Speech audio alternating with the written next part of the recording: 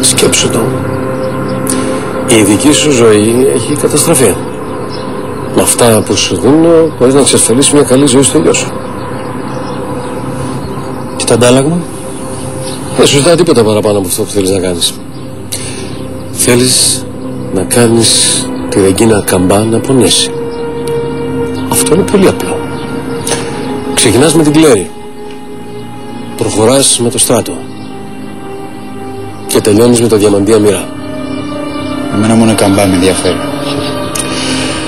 Αν χτυπήσεις αυτούς τους τρεις, θα έχεις πάρει την καλύτερη εκδίκηση που μπορείς να φανταστείς. Σου επαναλαμβάνω, μόνο η Καμπά με ενδιαφέρει. Αυτή είναι ο στόχος μου.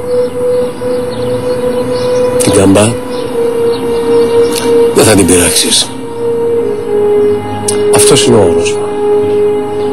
Τέτοιον όρο δεν το δέχομαι.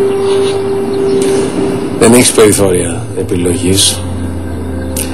Αν δεν κάνεις αυτό που σου ζητάω, ειδοποιώ το Στράτο να καθαρίσει μαζί σου.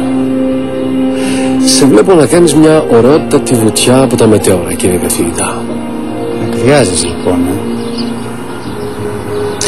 Ο καλός σου άγγελος είμαι.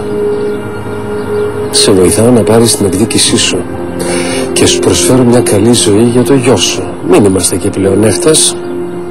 Και ποιος με βεβαιώνει θα το κάνεις? Εγώ τον κρατάω το λόγο. Ό,τι σου είπα θα το πάρεις.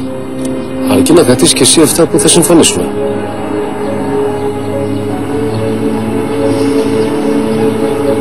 Εντάξει. Μπράβο.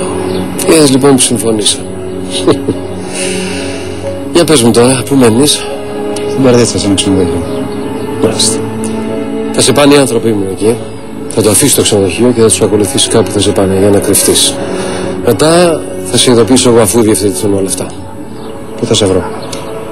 Θα σε βρω εγώ. Και εσύ δεν με ξέρεις, δεν με είδες. Μη μάθω πως αναφέρθηκες ποτέ σε μένα. Θα πικραθώ. Πολύ.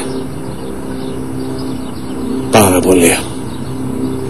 Και αυτό το λέω για το καλό σου. Και κυρίως για το καλό του παιδιού σου.